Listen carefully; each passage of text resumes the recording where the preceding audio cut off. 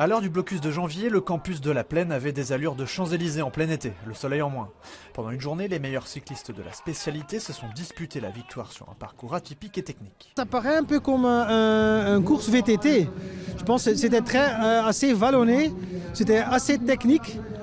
Donc je pense qu'aussi les cyclistes ont vraiment apprécié le parcours. Sur le bord de la piste, selon les organisateurs, 4800 personnes se sont amassées pour voir les champions passer. Dans le public, pas de surprise, la majorité parle néerlandais et le public est chaud.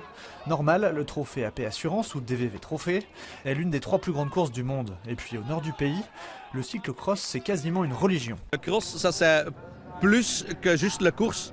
C'est de l'ambiance, c'est du boire une bière, manger une frite, viens ici avec les amis. Ce sport arrive même à scinder des couples belges. C'est le cas de ce mari, fan de Mathieu Van Der Poel, la star néerlandaise, et de son épouse qui adule Toon Aert, le champion belge. Pas trop la guerre à la maison ? Non, on dort encore ensemble et tout ça. Cette course organisée dans la capitale, c'est donc aussi l'occasion de faire découvrir ce sport et convertir les néophytes bruxellois et wallons. C'est intense du début à la fin, donc voilà, c'est extraordinaire ce qu'ils font ces gens-là. Mais sinon, ouais, la sur-route, on les voit passer une fois et puis c'est terminé. Ils sont partis, ils sont loin.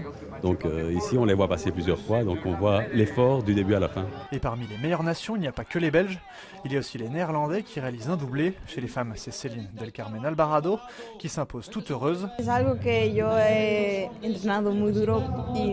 me suis entraînée très dur pour cela et c'est un grand honneur de pouvoir gagner une compétition chez les pros. C'est quelque chose dont je rêvais étant petite et je l'ai réalisé. Chez les hommes, Mathieu Van Der Poel continue de rouler sur l'eau puisqu'il signe sa 23e victoire en 25 courses cette saison et il n'est toujours pas rassasié. Je suis toujours motivé, surtout parce que c'est un classement sur temps et j'avais que 8 secondes d'avance dans le classement général, donc je voulais un peu plus d'avance pour la dernière manche. À une manche de la fin, Van Der Poel compte désormais 58 secondes d'avance sur Aert.